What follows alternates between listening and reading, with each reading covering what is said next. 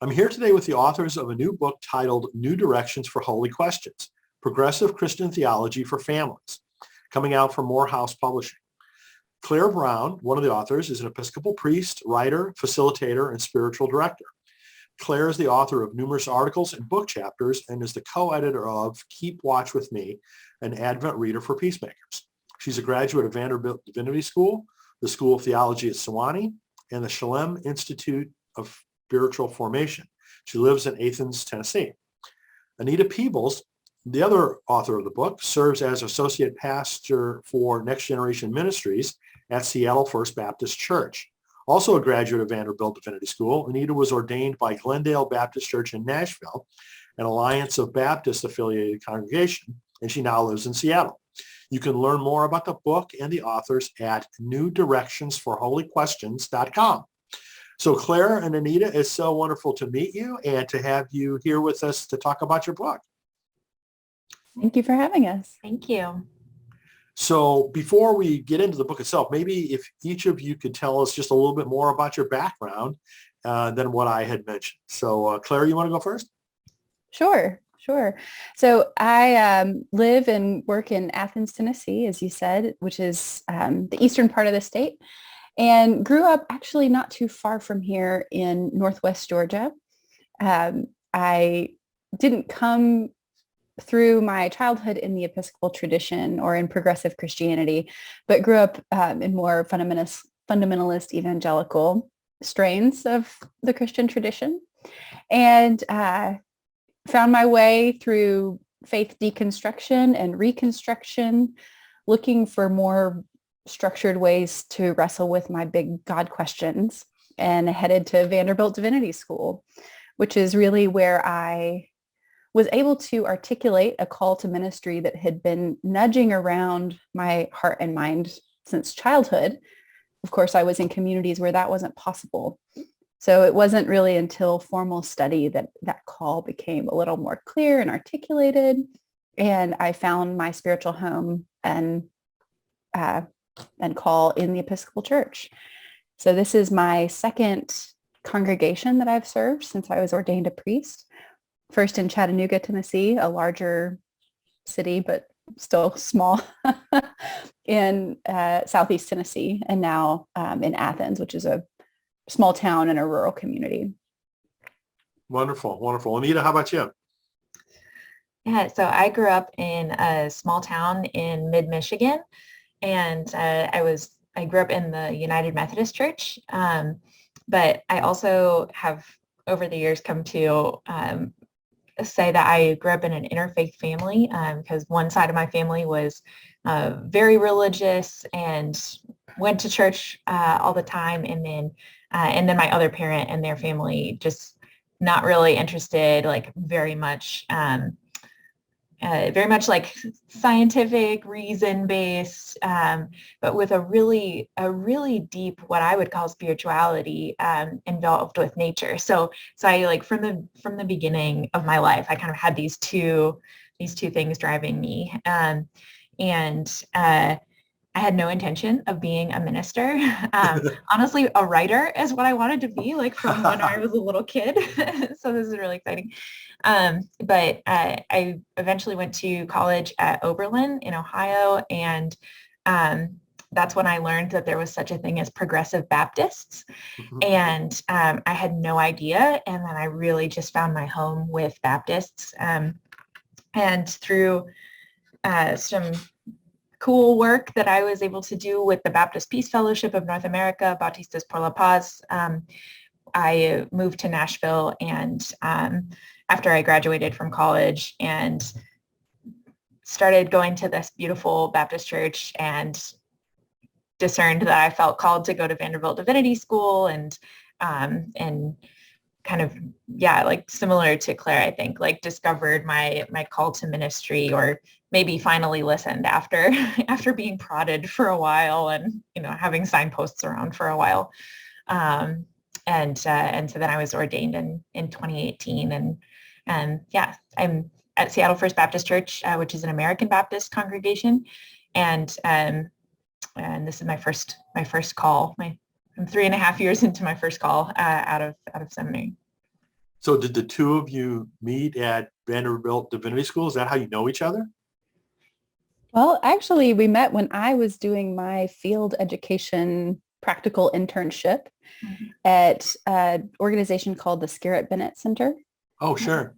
They had a young adult fellows program of which Anita was a part. Mhm. And I was there to help structure their workshops, provide pastoral care. So we met first in that context. And then when she matriculated, we were colleagues.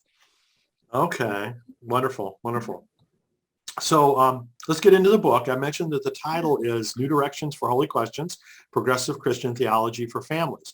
So what motivated you all to write that book?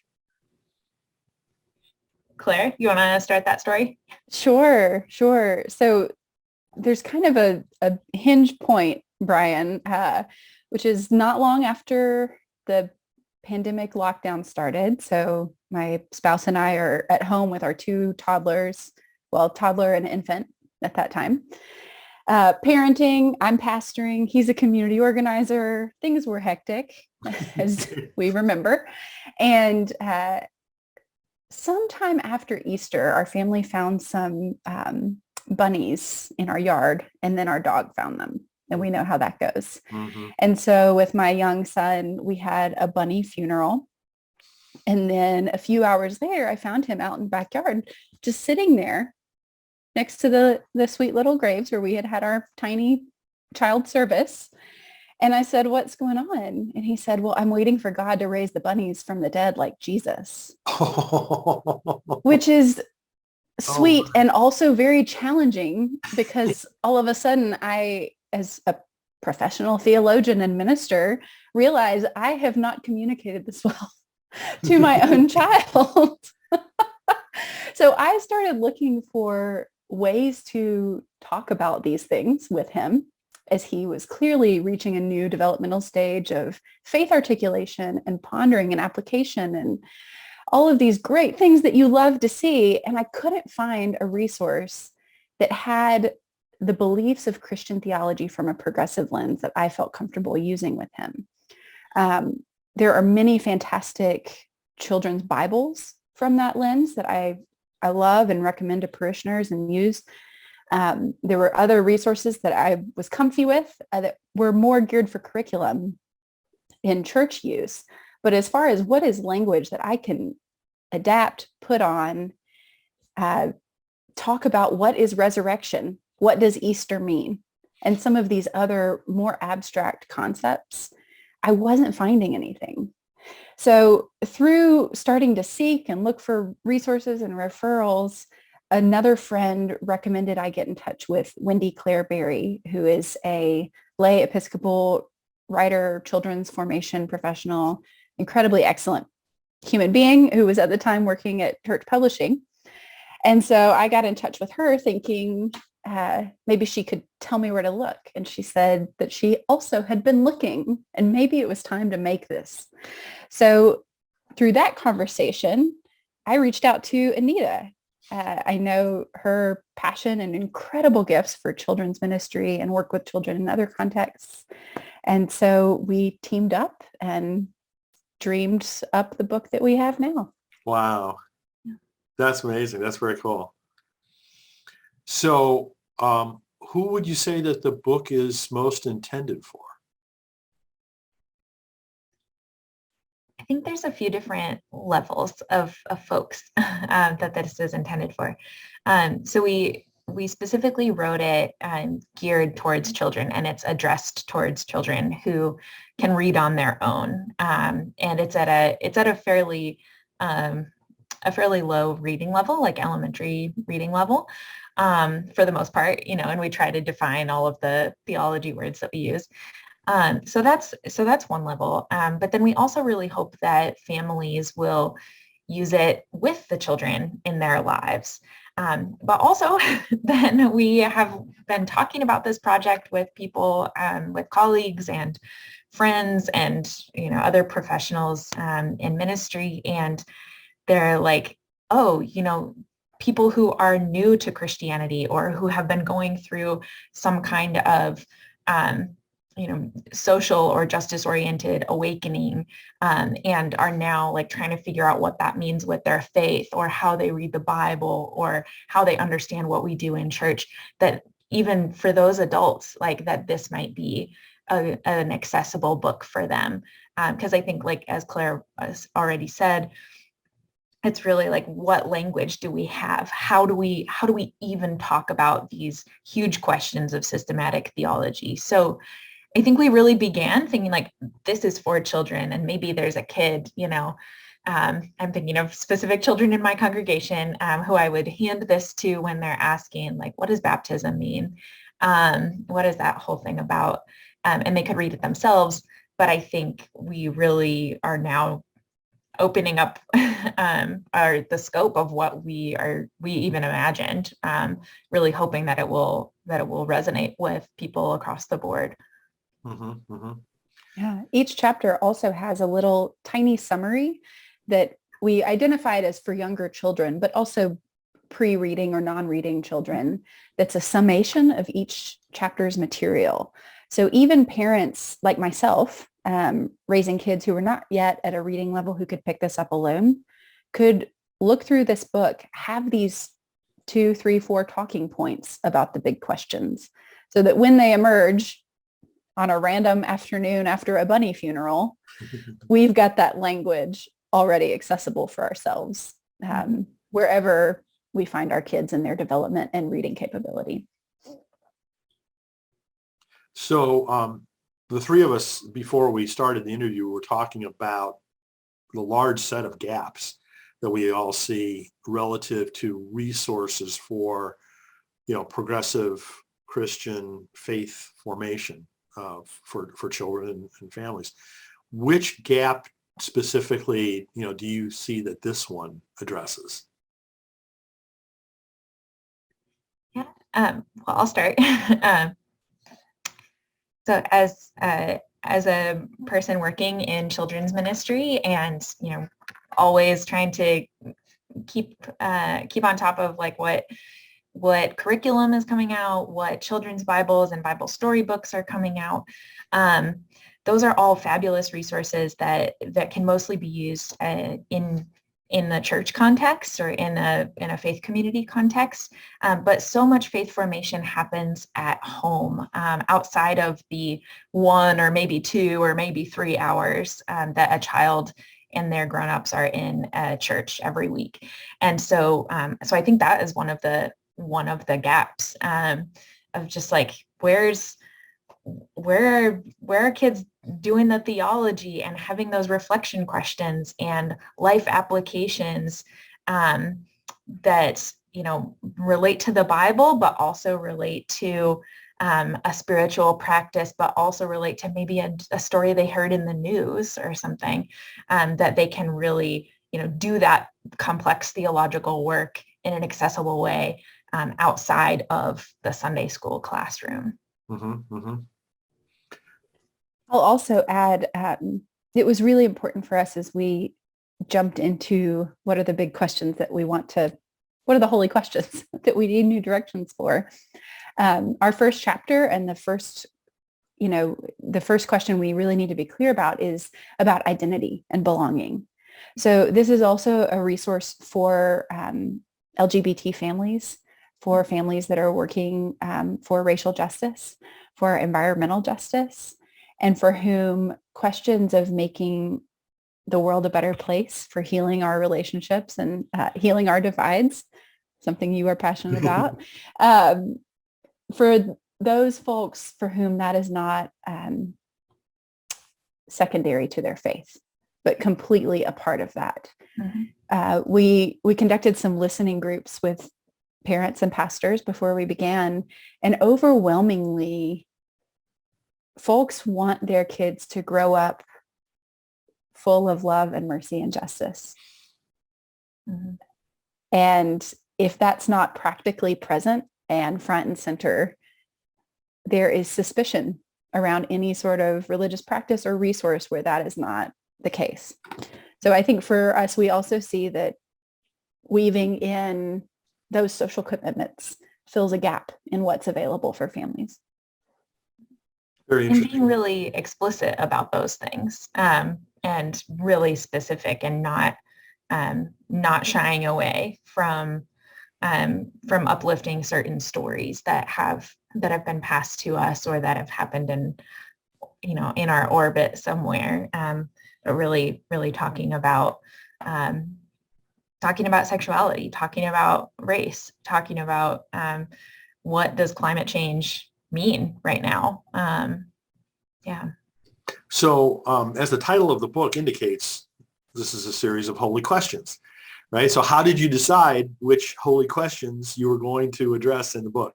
You've already mentioned what some of them are, but I'm sure you had to make kind of a priority call, right? Is in terms of the X number of questions that you had wanted to select for inclusion in the book. How did you go about doing that? That's a great question. I think first we started with the sort of basic categories of classical theology. The Trinity, who is God, who is Jesus, who is the Holy Spirit, and built out from there. We added a lot of chapters from the first book proposal as we discovered things like we need to talk about identity. Who am I? Needs to be a question we wrestle with. Anita, what other things did we add as we went along?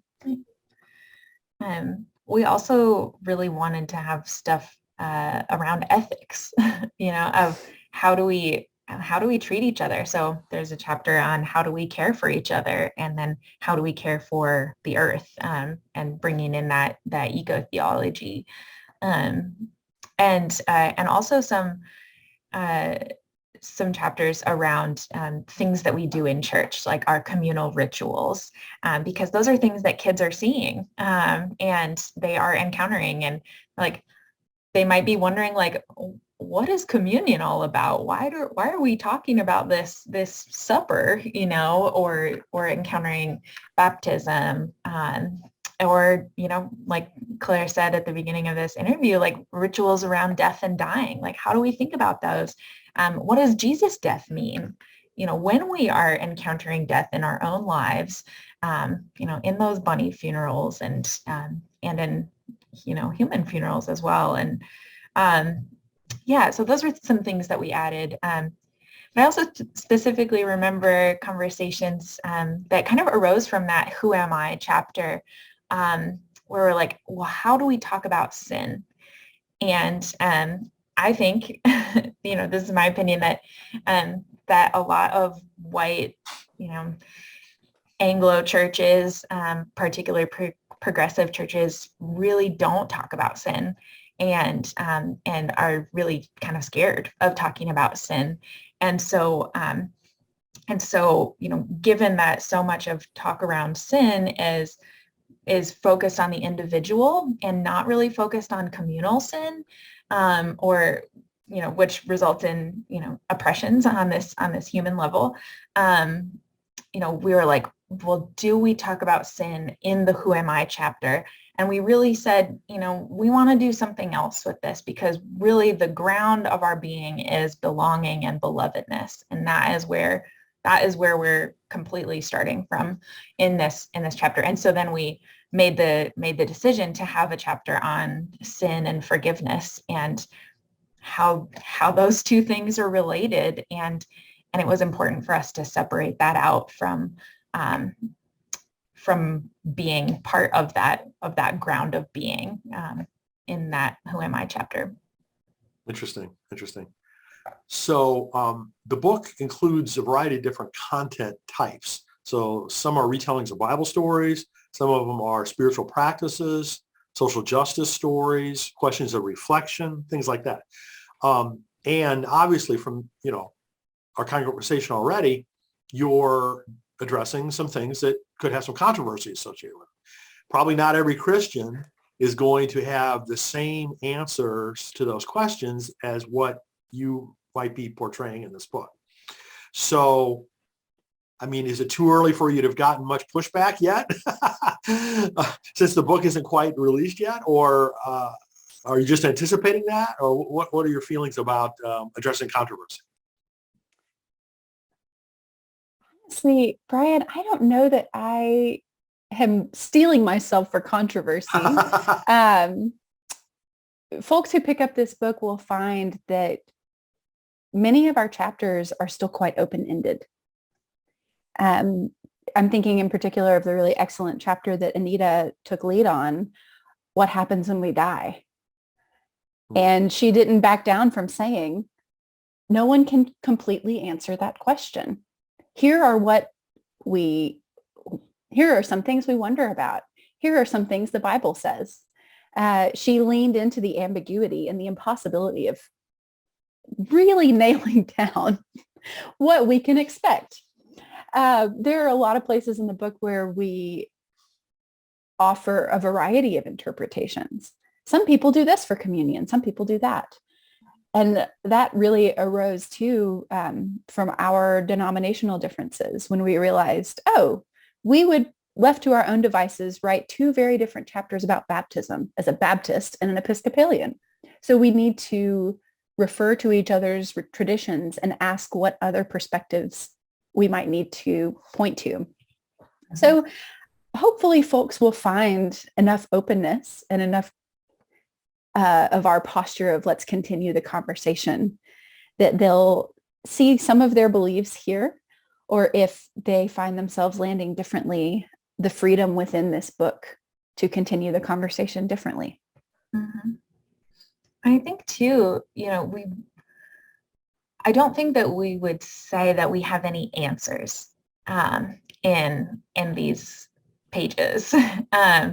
And we really did want to keep things pretty open-ended and pretty much, in that wondering space, and saying like, this is a lifelong journey. Like, you might think that you know something at this point, or like this idea or concept is really serving you well at this one point in your life, or this Bible story has this meaning to you right now, but keep coming back to it. And these questions of theology and these Bible stories and these things that we see going on around us in the world, like they work on you and they work in you. And so really, this is a relationship, and we as the authors tried to accompany people and say, like, you are not alone. You are not the first people who have asked these questions or who have had these thoughts. We are not the first people who have had these thoughts or had these questions, but let's go together. And, here are some options, and here are some things that we can think about collectively and kind of evaluate based on what our values are for ourselves, for our families, and in our faith communities. Well, I love the approach that you guys are taking in terms of the openness, the open-endedness, the wonder, and not trying to be dogmatic or dictatorial or authoritative, in terms of trying to provide answers. I think as many of us have learned, the opposite of faith is not doubt. The opposite of faith is certainty. And so, I'm really glad to hear that approach that you guys are describing. So obviously from the subtitle of the book, you've included words progressive and Christian, right? So again, at least some connotations, attributes associated with those words. How did you choose to be clear about those? Yeah, those are both descriptors that were really non-negotiable for us. If I can maybe speak to Christian first, I'm the first woman to lead the parish that I serve. And I am in rural Tennessee in a liturgical sacramental tradition. And there are probably many colleagues in ministry around me that would be suspicious or would think that our tradition, practice, belief are not part of the umbrella of Christian. Mm-hmm. Whereas for me, part of my journey to finding the Episcopal Church and loving my tradition and experiencing call in a way that I could follow was about knowing the family tree of the faith and knowing that these visions of sacramental practice, these visions of justice work in our community as a part of our worship and call is quite clearly traced back in the lineage of the Christian movement. So for me to claim Christian unapologetically, to say, yes, I'm spiritual and I'm religious. I am part of this religious family. I'm part of this religious tradition and practice is really important to keep us in the conversation. Part of my deconstruction and reconstruction work in younger adulthood was also about not realizing that there were other ways of being Christian, that there was only one path, one particular way of belief, practice, certainty, and to know that pondering, wondering, weaving together the resources of scripture and tradition and experience with contemplative practice is also a way of being Christian. Good, good, good. What about progressive? We've spoken a little bit about the values that are woven throughout, that it really inform our theology and the theology that we talk about in the book. And so I think that's why we needed to say progressive. I think there are some folks out there who say that progressive Christians are not real Christians. What is a real Christian? And so this is really us owning the values and saying like these maybe are more progressive theology ideas, of how we talk about God, the names that we use for God, the titles that we use for God, affirming LGBTQ plus people, and their faith and their journeys, and being on this journey, honestly, as two white women, of being as anti-racist as we can be, and being committed to that journey of learning, which we know is going to be forever. We're never going to arrive at that. And so those are all pieces of our values that fall under progressive. And I think we also, we want to be honest about what folks are going to find in this book. And if they've heard the word progressive, but they're not sure what that means, but they're not sure where they're fitting in their local community or something, like maybe they'll find something. You can try it on. Yeah, I think progressive and Christian together capture our posture of rooted in Christ in our tradition, and open, seeking, curious, in conversation, wondering, following new directions. Yeah. Cool. Glad to hear it. As one who views the world similarly. So just to kind of summarize, is there one thing that you would like people to take away from the book?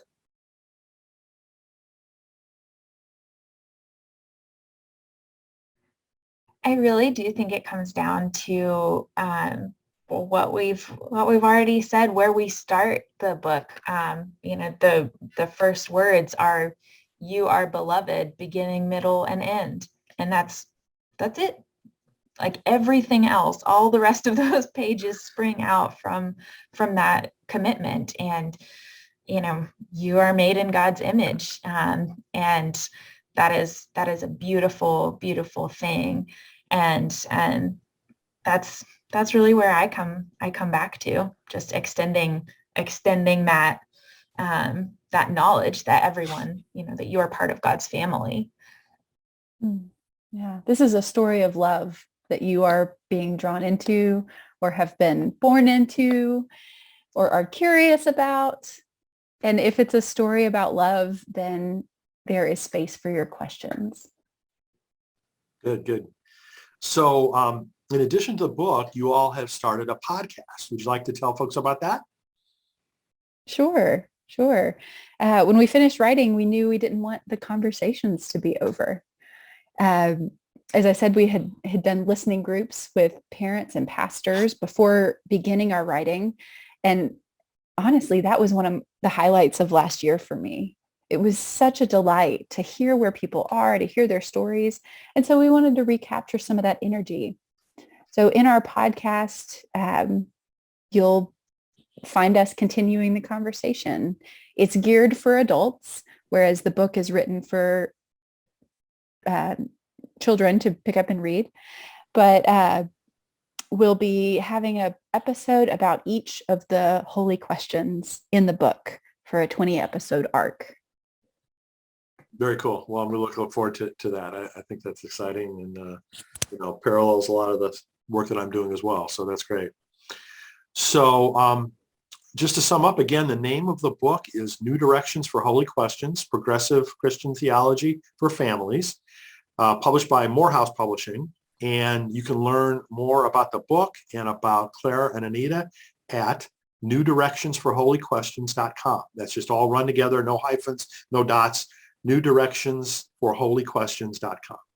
So Anita and Claire, thank you so much for joining us. I'm very excited about your work and so glad that we had the opportunity to talk about it today. Thanks for having us. Thank you for having us.